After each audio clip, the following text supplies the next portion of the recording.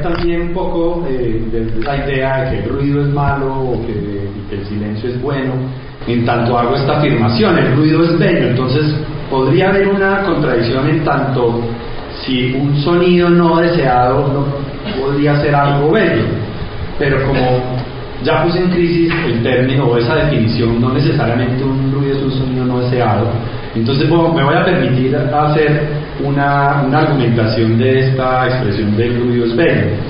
Primero quiero expresar o quiero comentar un poquitico de dónde viene este término belleza, que de hecho pues le encontré primero que no es una palabra que tenga, o sea, es una palabra que viene más o menos desde la Edad Media, el Renacimiento para acá, ¿no? Yo no sabía eso, me llamó la atención y encontré que el término griego para lo que podría parecerse como la definición de belleza que tenemos hoy en día es el término kailon, pero realmente significaba la armonía y simetría, una cuestión bastante pitagórica, diría yo, como una idea más bien matemática del mundo, una idea en donde la naturaleza es perfecta en tanto tiene unas proporciones que incluso se pueden determinar. Entonces todo lo que asemeje, toda esa mímesis, todo lo que se imite todo lo que imite la naturaleza, pues va a ser bello. Entonces, en ese sentido, o más bien no bello sino armonioso, y esa era la idea, digamos, de algo que tendría las características parecidas a lo que hoy conocemos como belleza.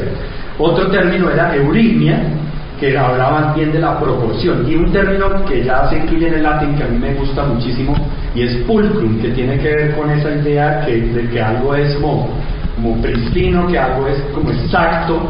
Entonces, en ese sentido, digamos que la belleza podríamos hablar de exactitud, de armonía, de precisión.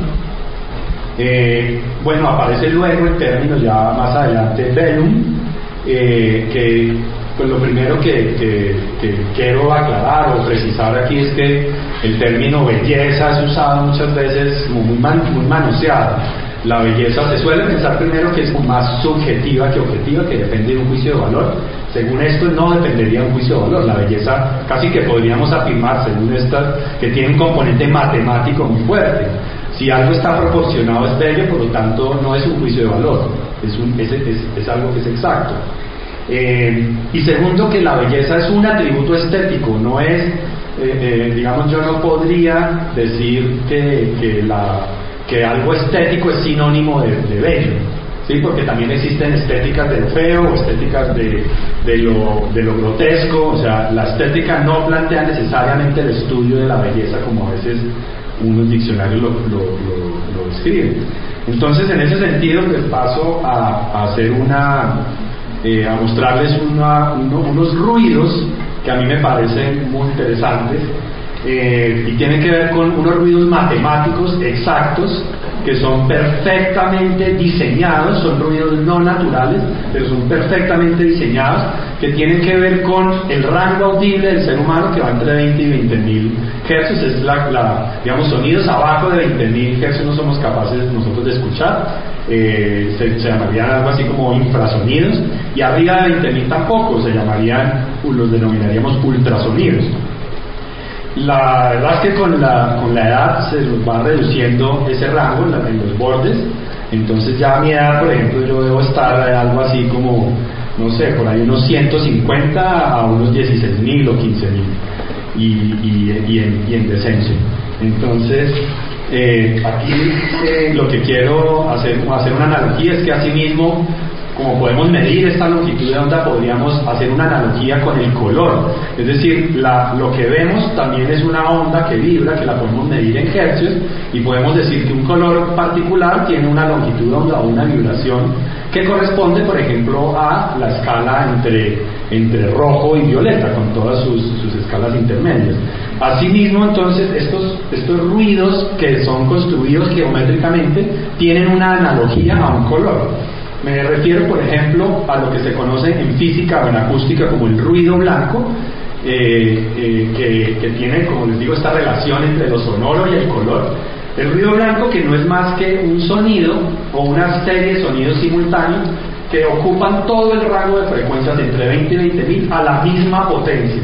O sea, contiene como todos los sonidos que pudiésemos escuchar, pero no en su calidad como tal, sino en su frecuencia. frecuencia. El ruido blanco, pues seguramente lo hemos escuchado, por ejemplo cuando antes que la televisión se acababa y se iba como a lluvia y quedaba como un sonido parecido a veces a este.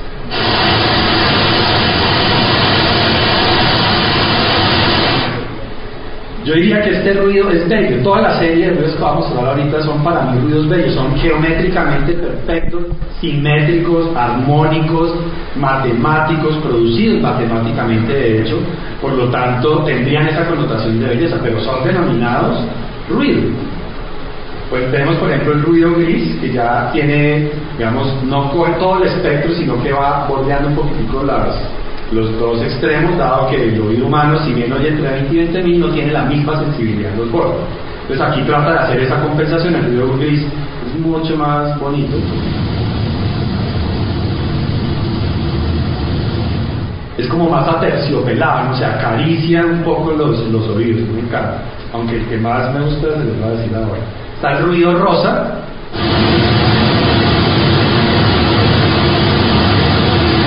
Tiene más excitaciones en frecuencias bajas.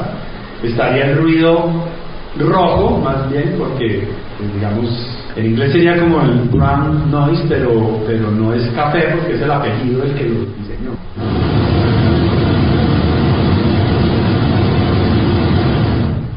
Estaría el ruido azul.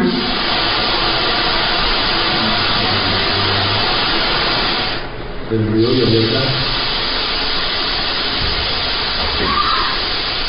Pero digamos que aquí me interesa como darle entrada a establecer una estética del ruido, una estética que tenga que ver no solo con esa idea de belleza, aunque yo estoy afirmando que el ruido es bello, pero más cómo llegar a caracterizar el sonido en tanto se relaciona con el sujeto, el sonido como un objeto que se relaciona con el sujeto. Y en esa relación objeto-sujeto es donde yo como diseñador, digamos, tengo un interés particular en cómo diseñar esa relación objeto-sujeto a través del sonido o del ruido, y allí ha estado mi interés. Tengo un ejemplo acá de un artista japonés que pues, ha hecho exploraciones al tema y pues voy a mostrar un fragmento de una de sus obras. Aquí se trabaja básicamente con sonidos diseñados, con fórmulas matemáticas, producidos, digamos, no son tomados de la realidad, son todos producidos sintéticamente, pero tienen toda esta armonía. Si oyéramos podría parecer como interferencia, y uno podría decir cualquier interferencia es ruido. Entonces esto es una composición de ruido, ¿sí? Bueno, voy a pasarlo.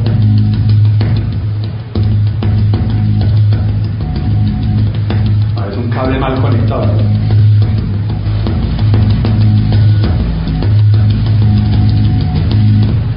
Entonces, digamos, desde aquí, desde esta construcción de esta estética sonora, me interesa promover lo que podríamos denominar una cultura sonora. Yo creo que vivimos en una cultura que le da, perdón la redundancia, le hace culto, le rinde culto a lo visual, lo cual no es esté mal, pero me parece que es asimétrico, está desequilibrado con respecto a los demás sentidos. Entonces considero importante y me parece que justifica el esfuerzo de poder como resarcirse un poco, como tener una resistencia a esta hegemonía de lo visual, para tratar de poner un poco en equilibrio los otros sentidos. Nos hemos vuelto tan visuales que hemos olvidado los otros sentidos, y creo que, por ejemplo, para entrar a la ciudad, para entrar a analizar la ciudad, a pensar la ciudad, es muy importante que tengamos esta cultura sonora, y que la cultura sonora no esté solamente enfocada en el tema de la contaminación acústica, que es como desde donde más, o desde donde comúnmente se ha abordado lo sonoro y la ciudad, esta relación de una relación más bien problemática, negativa, que es importante, yo también la he estudiado, pero me parece que es importante pasar a esta idea de paisaje sonoro, como el paisaje sonoro ya no tiene una connotación tan negativa. El paisaje sonoro puede ser valorado, no digamos positivo o negativo, puede ser valorado como de alta o baja calidad, pero yo creo que esa idea de paisaje sonoro nos permite abordar lo sonoro desde tener otra entrada a lo sonoro en la ciudad, que no sea solamente lo visual y que no sea solamente una visión o una idea negativa o un prejuicio negativo. porque ahí podríamos estar no pasando por encima las posibilidades que podría tener lo sonoro en la ciudad, que es mi interés en este momento, cómo diseñar elementos o artefactos sonoros en la ciudad que permitan una calidad de vida urbana desde los sonoros. Lo sonoro genera identidad, ese es, digamos, uno de mis principales argumentos. Por eso hablo de la memoria urbana desde lo sonoro. Lo sonoro identifica una ciudad, cada calle, cada barrio, cada localidad tiene una sonoridad. Uno podría decir que mi ciudad suena así, o cuando yo era niño recuerdo en mi ciudad estos sonidos. Ese ejercicio, si uno lo hace, probablemente va a encontrar respuestas. ¿Cuáles eran esos sonidos que identificaban mi infancia? Están grabados allí, y si uno los empieza a hacer conciencia de ellos, pues pueden empezar a entender la ciudad desde lo sonoro y lo positivo que podría tener. Esta idea de paisaje sonoro, que tiene que ver con la capacidad que tenemos todos de escuchar en un contexto, o sea, así como con el paisaje se piensa que a veces que el paisaje es solo visual, ¿no? También hay paisajes sonoros, paisajes olfativos. El paisaje sonoro es todo aquello que alcanzamos a escuchar, digamos así en términos generales, para no enredarlos con la definición, ¿no? Y está compuesto de varios sonidos que son casi que unidades semánticas, son lo que podríamos denominar objetos sonoros, y que caracterizan además este paisaje. Dependiendo de esos objetos, el paisaje se va construyendo. Con esta diversidad de objetos uno va pudiendo armar esa idea de paisaje sonoro. Como les decía, hay de entrada dos posibilidades de clasificar o de evaluar esos paisajes. Y el paisaje sonoro es de alta calidad, es decir, los objetos sonoros se pueden identificar, yo puedo escuchar y decir, aquí hay varios objetos, o cuando están enmascarados o no, que serían de baja calidad. Un ejemplo: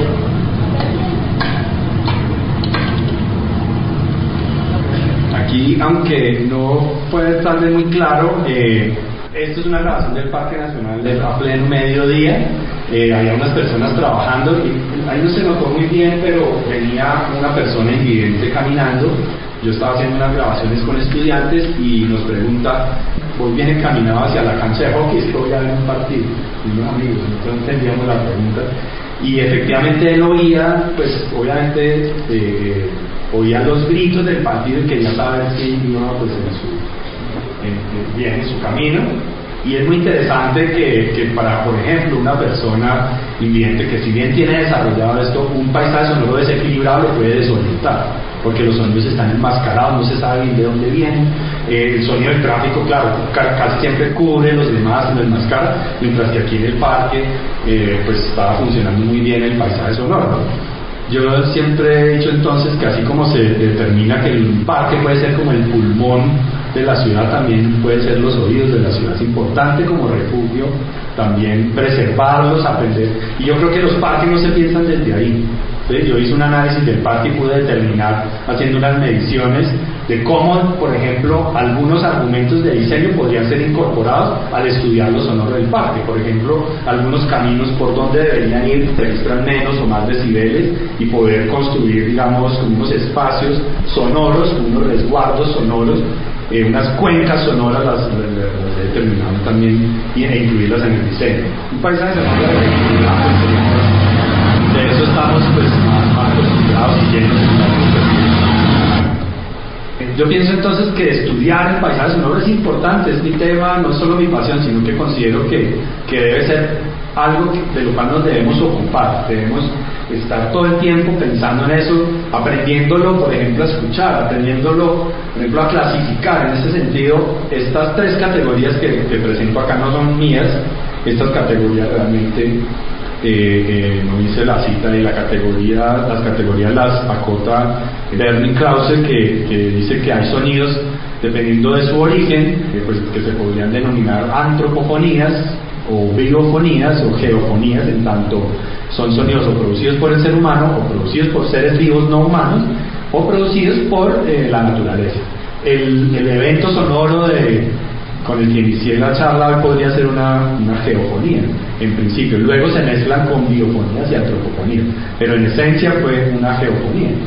Aprender a clasificar esto, por lo menos esto, digamos, es como uno de mis objetivos para empezar a afianzar esta cultura sonora.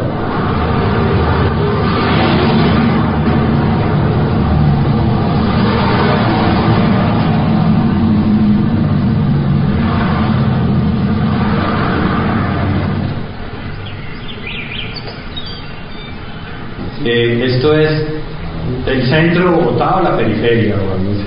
Es Chapinero, lo que pasa es que es a las 4:30 de la mañana.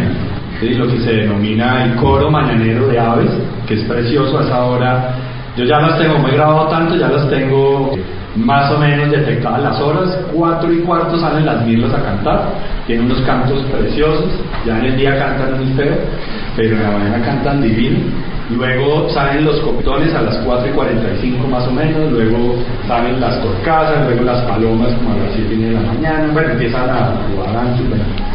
Tienen toda unos ritos que se repiten y uno podría definir una ciudad incluso por eso. Yo creo que hay sonidos que no corresponden, por ejemplo, a esos coros mañaneros, y uno rápidamente podría detectar, yo nunca había pensado en esto, pero esto no es mi ciudad, esta es otra ciudad. Suenan pájaros también, suenan aves, pero no son las aves de Bogotá, son otros, o cantan distinto.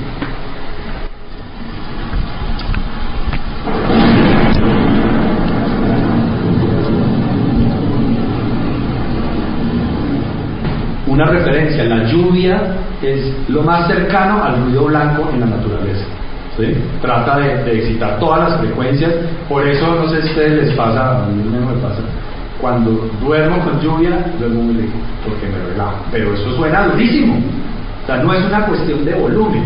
Entonces, analizar la ciudad solamente desde la contaminación acústica, que solo mide una variable, que es el volumen, me parece que es insuficiente.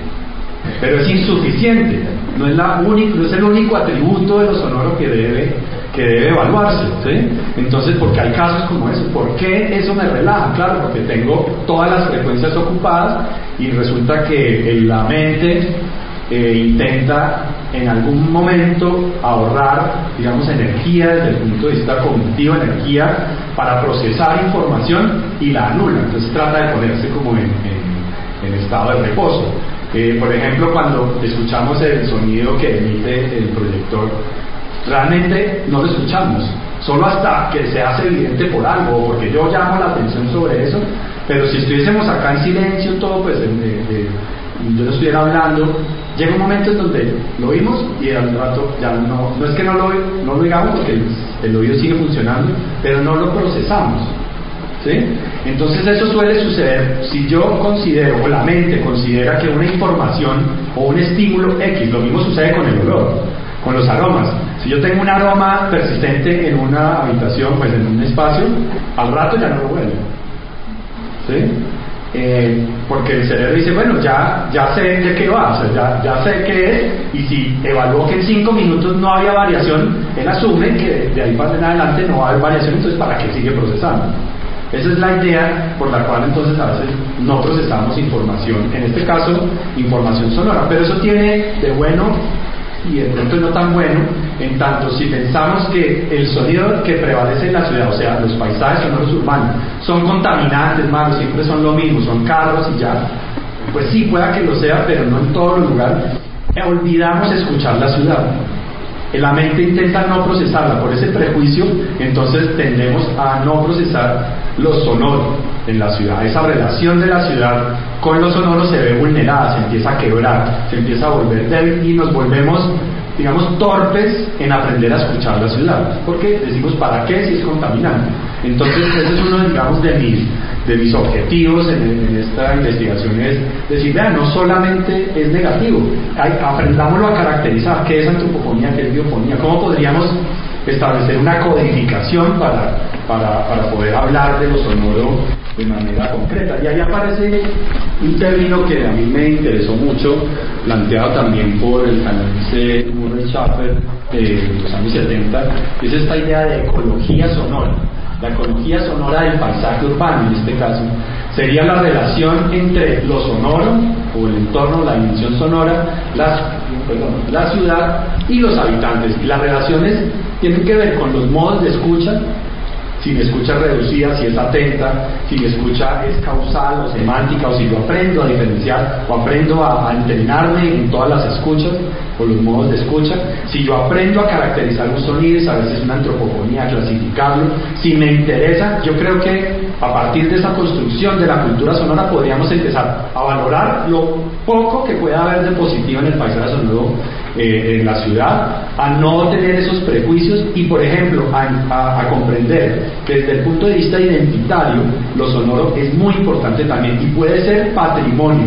O sea, hay paisajes sonoros que deberían ser de carácter patrimonial, que deberían ser protegidos incluso. Y no solo hablo de la tradición oral, que es claro que lo sea, sino de otros elementos sonoros. Por ejemplo, la ciudad se debería pensar así como se cuida una ronda de ríos, se debería cuidar una cuenca sonora, ¿entienden? Y se debería estar pensando desde el urbanismo, desde la manera de abordar la ciudad, de pensarla y de diseñarla, de construirla e intervenirla con la dimensión sonora incorporada. Ese, digamos, ha sido como mi punto, y es lo que hoy día en día de una ecología positiva en un paisaje sonoro urbano. Entonces, digamos que esa es como mi apuesta principal de lo que estoy haciendo ahora. Pues ya para terminar, voy a pasar rápidamente para no aburrirnos más, un poco para mostrarles algunos trabajos. ¿Esto podría ser Bogotá? ¿O esto ya no?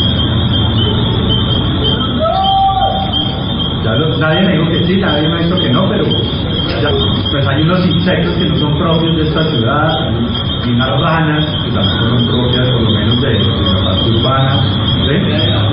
Bueno, no, aunque no se trata de averiguar qué ciudad es, que no es, ni tampoco que cuando yo hablo de identidad sonora urbana, entonces es que este paisaje sonoro únicamente representa esta ciudad, pero sí hay elementos que pueden llegar a ser característicos. Esto es grabado en el Jardín Botánico de Manizales.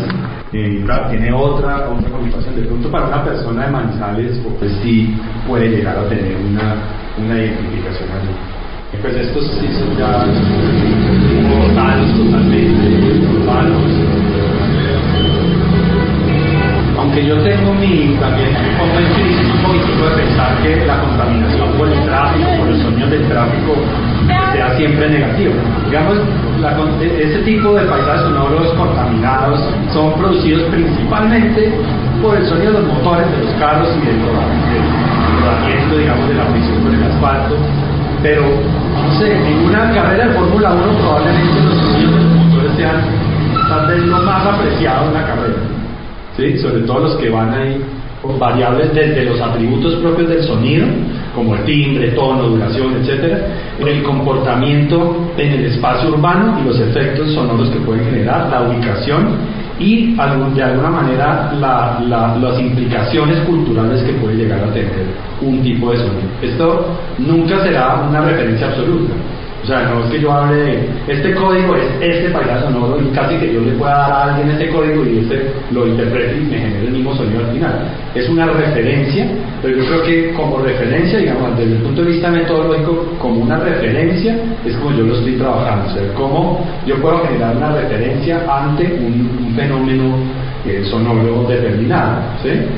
¿Qué es el silencio? Pues ya dije, el silencio no existe, ¿cierto? Entonces el silencio podría interpretarse más bien como la intención de no emitir un sonido. En la música, pues es muy claro el silencio, ¿cierto? El concepto de silencio en la música es, pues, que ahí no se toca, ahí, ¿sí? Y eso forma parte de la composición, el vacío, por decirlo así, ¿cierto? El vacío y el lleno es lo que conforma la composición, tanto la forma como el fondo figura, como lo queramos ver en la visión más bauhasiana. Pero en una protesta como tú dirías, yo establecería cuál sería el paisaje sonoro de referencia de esa intención de no emitir un sonido, aunque lo haga. Voy a terminar rápidamente. Aquí hay unos análisis de cómo funciona también, por ejemplo, la manera de construir ciudad en relación con lo sonoro, que no es solamente que lo sonoro, que la contaminación o el paisaje sonoro está determinado por el tráfico vehicular, sino que también está configurado por la forma urbana, por la forma arquitectónica. Un edificio muy modernista, plano, con materiales reflejantes, básicamente vidrio concreto, pues va a generar este tipo de efectos, que rebota el sonido y funcionan. Las ciudades están funcionando como una caja acústica de todos estos sonidos, para bien o para mal, ¿sí? Mientras que, por ejemplo, los parques también tienen una connotación que, de alguna manera, un árbol es un material, digamos, difusor del sonido, tiene absorciones, tiene otra cosa, mientras que, por ejemplo, si además las ciudades tienen estas, enfrentan, digamos, dos edificios, pues la caja o la resonancia va a ser todavía mayor, pues va a tener más o menos este tipo de comportamientos. Entonces, también hasta la forma, hasta en la arquitectura y en el urbanismo se debería contemplar lo sonoro, no solo desde lo acústico, no solo de cómo me aíslo yo en mi espacio y tal, cómo me aíslo yo del sonido afuera, sino también cómo ese objeto o ese volumen arquitectónico o ese volumen urbano, esos volúmenes urbanos tienen una reacción con respecto a los sonidos que se van a dar propios de las actividades de la ciudad, ¿sí? Analizar la ciudad o los paisajes sonoros desde, por ejemplo, desde hacer un espectrograma como esto. Uno aquí puede encontrar, muy bien, pero yo, por ejemplo, ya viendo esto, yo ya puedo casi que reconocer la traza que genera un sonido, ¿sí? Yo ya sé que por aquí arriba estoy en los palitos, por ahí, esos copetones, o sonotricia capensis.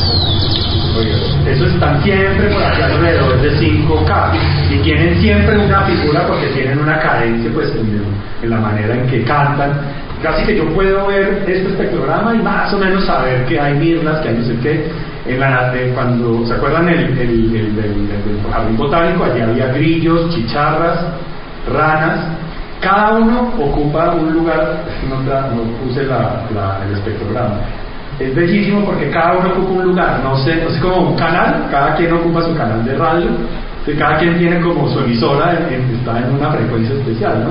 Entonces no se interfieren. Obviamente no es por hacerlo bello, es una cuestión de que no se podría comunicar si hay interferencia, pero la naturaleza de alguna manera equilibra las frecuencias, es lo que nosotros no hacemos. Nosotros en la ciudad no pensamos, el sonido de un motor de un carro no es malo en sí, o el de una moto. Para un harlista el sonido de su motor de Harley es fundamental y es bello. Para otro puede ser molesto, pero a la final, cuando todos hablamos, es como si todos habláramos por el mismo canal de radio, y todos al tiempo y diciendo pueda que sean cosas muy interesantes, pues a la final va a generar un enmascaramiento que no nos va a permitir como tratar de discernir cuáles sonidos están allí, cuáles podrían interesarme y cuáles no. Entonces simplemente no me interesa ninguno. Es como la hipótesis problemática que yo planteo, ¿sí? Estos sonidos enmascarados ya no dejan escuchar nada, ¿sí? Para llegar a este punto que digamos, con esto cierro la idea de que el paisaje sonoro es fundamental para construir ciudad, para construir cultura sonora y para apoyar esta idea de que la memoria también sea de lo sonoro. La memoria urbana también existe y se debe trabajar, se debe conocer, se debe aprender de esta memoria sonora urbana. Aquí existen grabadoras, pero hoy en día esas grabadoras son bastante económicas, ¿sí? Y uno con una inversión muy pequeña lo que habría que hacer es seguir los protocolos de registro de lo que a mí me gusta llamarlo una sonografía. Así como tomamos fotografías y nos la pasamos con el celular tomando fotos, deberíamos hacer lo mismo tomando sonografías. O sea, yo fui a un paseo, escucha el paseo, ¿sí? Digamos que de allí se podría, o sea, los celulares de hoy en día no son tan malos, o sea, no tienen micrófonos tan malos, lo que pasa es que no tienen la frecuencia de respuesta pues tan amplia como para hacer una cosa profesional. Al oído humano pueda que no, una persona no entrenada pueda que no note mucho la diferencia, entonces podría uno hacerlo desde ahí, pero la verdad es que se podría hacer una pequeña inversión pero sobre todo habría que hacer una sistematización y un protocolo para grabar, es lo más importante, ¿sí? Saber en qué posición se ponen los micrófonos, a qué altura, a qué hora se debe hacer, de cuánto tiempo deben ser las grabaciones, si se georreferencia. Yo todas las grabaciones que hago las georreferencio, por ejemplo, y las puedo subir a la red. Entonces hoy en día tengo, pues con mis mapas sonoros, hago cartografías sonoras y uno puede saber en dónde fueron grabadas. Hay muchas plataformas hoy en día en internet que lo permiten, plataformas gratis. Se puede hacer un trabajo interesante y no sería tan sofisticado, digamos. Pues sí, yo tengo, pues ahorita no vamos, pues no muestro toda mi investigación, pero no tengo toda Bogotá, tengo algunas zonas. Elijo muchas veces más con un criterio de urbanista, elijo zonas que me interesan y hago análisis de esas, hago unas evaluaciones sobre la experiencia sonora en las personas, qué implicación, cuál es la valoración de esa experiencia, hago cruces de variables, pero pues sí, más o menos tengo muchas cartografías grabadas y registradas. Bueno, pues muchísimas gracias de verdad por escucharme.